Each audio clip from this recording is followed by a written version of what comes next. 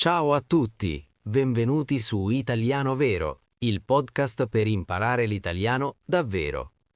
Oggi parliamo di un argomento che piace a tutti, il weekend. Ma quanto amiamo il fine settimana! Ma prima di iniziare voglio chiedervi una cosa piccola ma super importante per noi. Se vi piacciono i nostri episodi, per favore cliccate su iscriviti, è proprio lì sotto. Sì, è un piccolo click per voi, ma per noi è enorme. Ci aiuta a far conoscere il canale a più persone nel mondo che vogliono imparare l'italiano, esattamente come voi. E se mettete anche un like e scrivete un commento, dicendo ad esempio «Io amo il sabato», aiutate tantissimo il canale a crescere. Grazie di cuore. Ma ora torniamo a noi. Marta, ciao! Oh, che settimana lunga è stata questa, eh? Ciao Luca, ciao a tutti i nostri ascoltatori. Mamma mia Luca, hai proprio ragione. È stata una settimana faticosa, molto lunga e piena di cose da fare. Ma indovina un po', oggi è venerdì sera. Finalmente! Venerdì sera, sì! Ah, che sensazione meravigliosa! È il momento esatto in cui senti che la pressione della settimana scende. Io lo sento proprio fisicamente. Ho finito di lavorare da poco, ho spento il computer e ho fatto un sospiro grande. Ora inizia il relax. Marta, tu come ti senti quando arriva il venerdì sera? È la sensazione migliore del mondo. Per me significa, prima di tutto, chiudere con il lavoro. Significa che per 2 giorni, anzi 2 giorni e mezzo, non devo pensare alle scadenze, alle email, ai problemi dell'ufficio. Posso pensare a me stessa, al riposo, alle cose che mi piacciono. Tu, Luca, cosa senti esattamente? Felicità pura? Beh, per me è un misto di felicità e anche stanchezza, ad essere onesti. Sono felice perché posso dormire un po' di più domani, ma sono anche stanco per tutto quello che ho fatto. Di solito il venerdì sera sono così stanco che non voglio fare assolutamente nulla. Nulla. Voglio solo stare sul divano. Anche per te è così? Oppure hai subito tanta energia per uscire? Dipende. Di solito sono stanchissima anche io.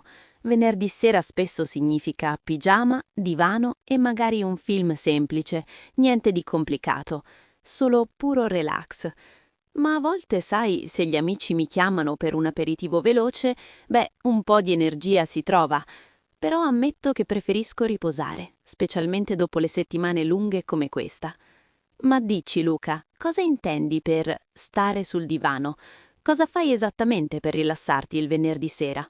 Intendo proprio l'immobilità totale. Mi siedo, allungo le gambe, magari mangio qualcosa di semplice, come una pizza ordinata a domicilio, così non devo neanche cucinare. È importante non cucinare il venerdì sera e non lavare i piatti. Questa è la mia regola d'oro. Semplicità massima. E tu, Marta, cucini? No, Luca, il venerdì sera è proibito cucinare anche per me. È il giorno del cibo pronto o dell'aperitivo fuori, come dicevo, se ho un po' di forze. Ma spesso, come dici tu, il divano vince. Credo che molti dei nostri ascoltatori stiano ascoltando questo episodio proprio mentre si rilassano il venerdì sera, o magari mentre fanno la spesa per il weekend. Chissà, sarebbe bello se ce lo scrivessero nei commenti. Dove siete adesso? State ascoltando mentre cucinate? Mentre guidate? O siete già sul divano anche voi? Scrivetelo sotto. È bello condividere questi momenti. In ogni caso, Marta, anche se siamo stanchi, il pensiero di avere davanti a noi tutto il sabato e tutta la domenica, questo pensiero mi dà una gioia incredibile. Già solo pensare di non mettere la sveglia domani mattina. Ah, che sogno!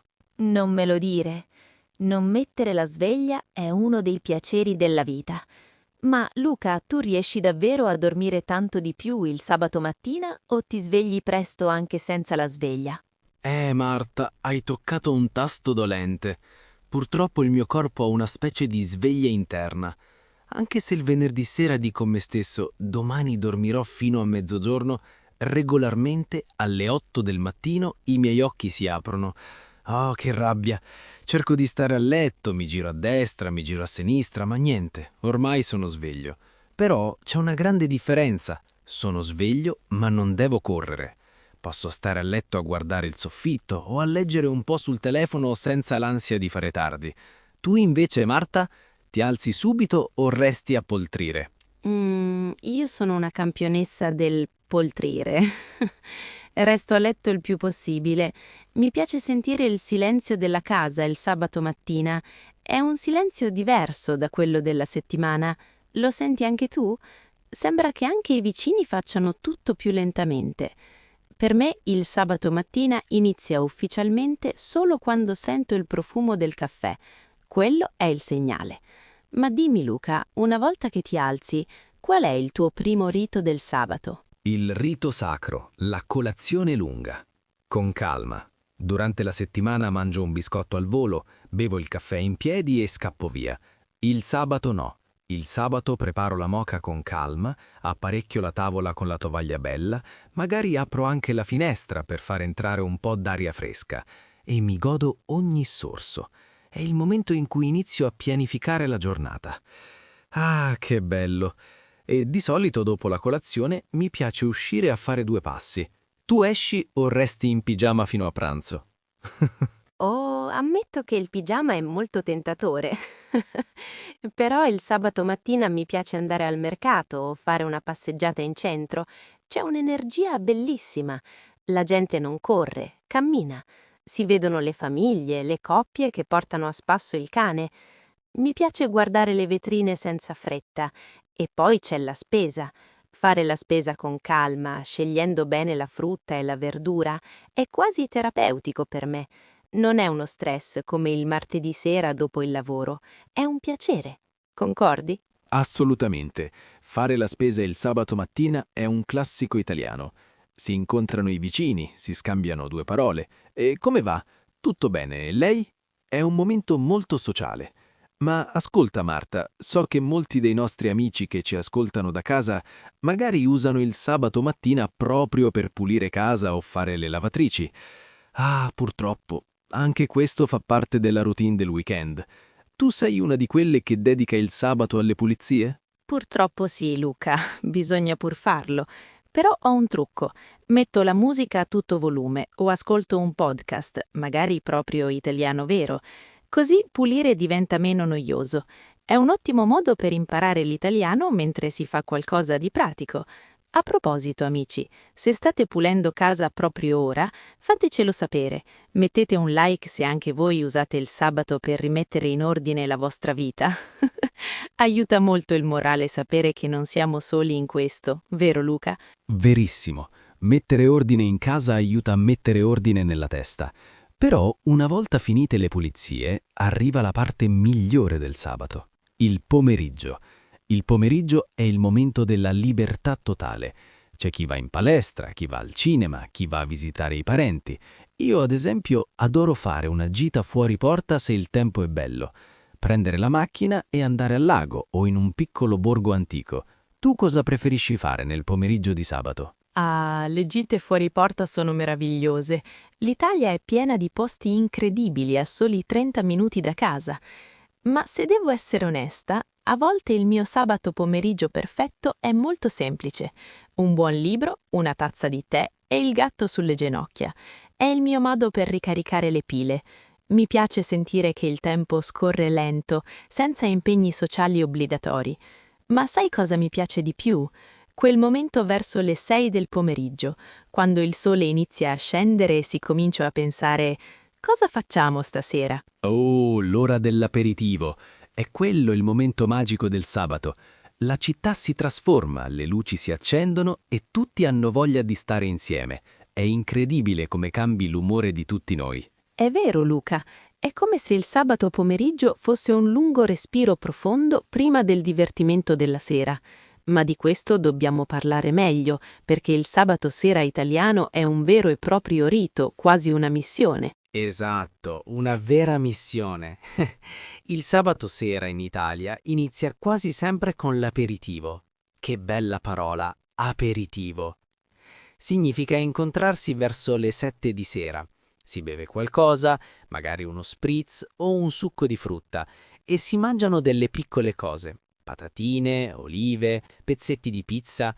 È un momento per parlare della settimana, ridere con gli amici. È molto rilassante. E sapete una cosa? Se vi piace scoprire queste tradizioni italiane e volete migliorare il vostro ascolto, questo è il momento perfetto per iscrivervi a Italiano Vero. Sì, al nostro canale.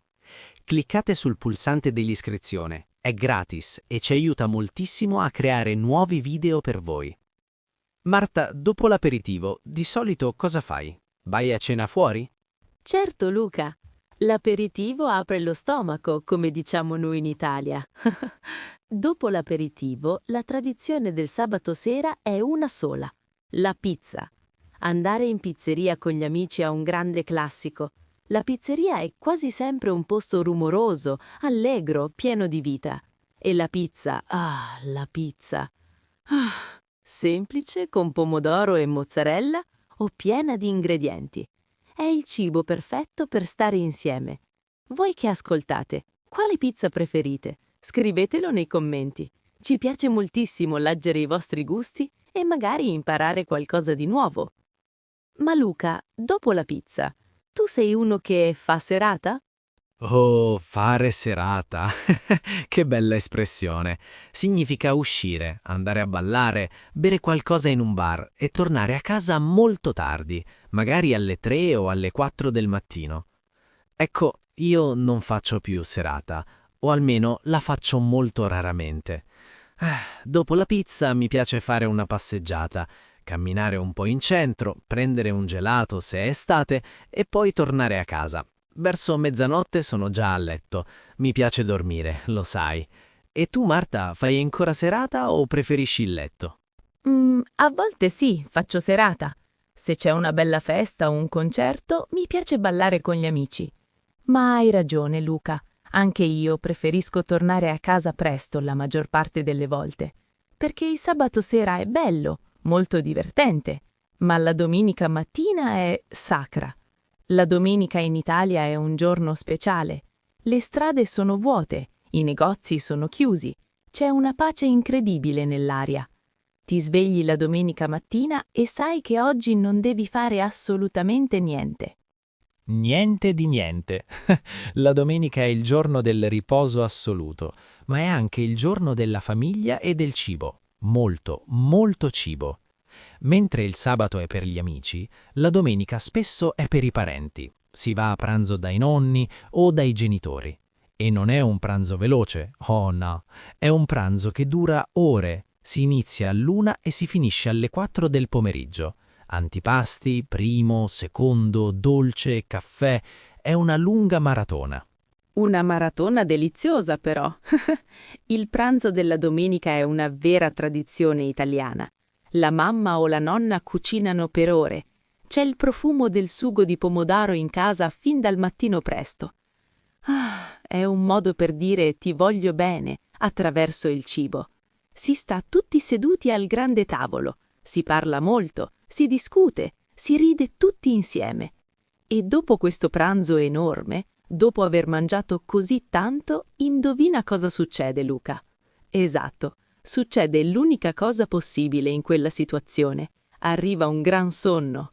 Eh sì, Marta, dopo quel pranzo enorme scatta inevitabilmente l'abbiocco, come diciamo noi in Italia, ovvero quel sonno improvviso e irresistibile che ti assale sul dimano. È un rito classico. Il papà o il nonno si addormentano davanti alla TV con il giornale in mano, i bambini giocano piano sul tappeto e noi restiamo lì a chiacchierare a bassa voce, magari bevendo un ultimo caffè corretto o mangiando un pezzetto di cioccolato. La vera pace della domenica pomeriggio. Ma sai cosa mi piace fare dopo quel piccolo riposino? Una bella passeggiata, una camminata lenta, senza meta, giusto per digerire tutto quello che abbiamo mangiato e prendere un po' d'aria fresca. L'aria della domenica pomeriggio ha un sapore diverso, non trovi? È un po' malinconica, ma molto, molto dolce. Hai ragione, Luca, ti capisco perfettamente. C'è quella luce particolare, un po' dorata, specialmente in autunno o in primavera. In Italia la chiamiamo proprio la vasca o la passeggiata in centro. Le famiglie escono, si incontra qualcuno, si mangia un gelato, anche se si è pieni dal pranzo, si guardano le vetrine dei negozi chiusi. È il momento in cui ci si gode l'ultimo scampolo di libertà totale, prima che la routine ricominci. Ma poi arriva quel momento critico, quel momento verso le 6 o le 7 di sera. Lo senti anche tu? Quella piccola ansia che sale nel petto perché sai che domani è lunedì. Oh, la sindrome del lunedì sera. Sì, è un classico universale, ma in Italia la sentiamo tantissimo. Cominci a pensare ai vestiti da stirare per il lavoro, alle email che troverai domani mattina, alla sveglia che suonerà presto. Che fastidio solo a pensarci. Però, Marta, ho imparato un trucco per non farmi rovinare la serata dalla malinconia. Cerco di organizzare qualcosa di piacevole anche la domenica sera tardi. Magari guardo un film divertente, o leggo un libro che mi appassiona, o preparo una cena leggerissima, come un tè con i biscotti, proprio per non pensare agli impegni di domani. E voi che ci ascoltate su Italiano Vero, come sconfiggete la tristezza del lunedì che arriva? Avete dei segreti o dei riti particolari? Scrivetecelo qui sotto, siamo curiosissimi di leggervi. Che bella idea, Luca! Io invece sono un tipo diverso. Per sconfiggere l'ansia, io devo avere tutto sotto controllo. Quindi preparo la borsa, scelgo le scarpe, controllo l'agenda e poi una volta che è tutto pronto mi metto tranquilla a fare un bagno caldo. Mi dico: Marta, rilassati, tra soli 5 giorni sarà di nuovo venerdì. Bisogna essere ottimisti nella vita, no? Comunque, amici cari di Italiano Vero, speriamo davvero che questo racconto della nostra routine vi sia piaciuto. Speriamo che vi abbia aiutato a memorizzare parole come abbiocco, passeggiata e staccare la spina. È stato un piacere immenso passare questo weekend virtuale con voi. Grazie di cuore a tutti per averci ascoltato fin qui. Ricordate che la costanza è tutto. Ascoltare anche solo 10 minuti di italiano ogni giorno, magari mentre fate queste attività del weekend, farà miracoli per il vostro apprendimento. Se questo episodio vi ha fatto sorridere o vi ha insegnato qualcosa di nuovo, lasciate un bel like. È il vostro modo di dirci grazie, continuate così. E se non l'avete ancora fatto, iscrivetevi subito al canale Italiano Vero. Cliccate sulla campanella per non perdere i prossimi dialoghi. Ci sentiamo prestissimo per una nuova chiacchierata e per imparare ancora insieme. Buona domenica sera a tutti e coraggio, buon inizio settimana! Esatto, coraggio a tutti. Un abbraccio grande a chi ci segue da ogni parte del mondo. Prendetevi cura di voi e godetevi ogni minuto del vostro tempo libero. Ci vediamo al prossimo episodio. Un bacio a tutti e alla prossima. Ciao ciao!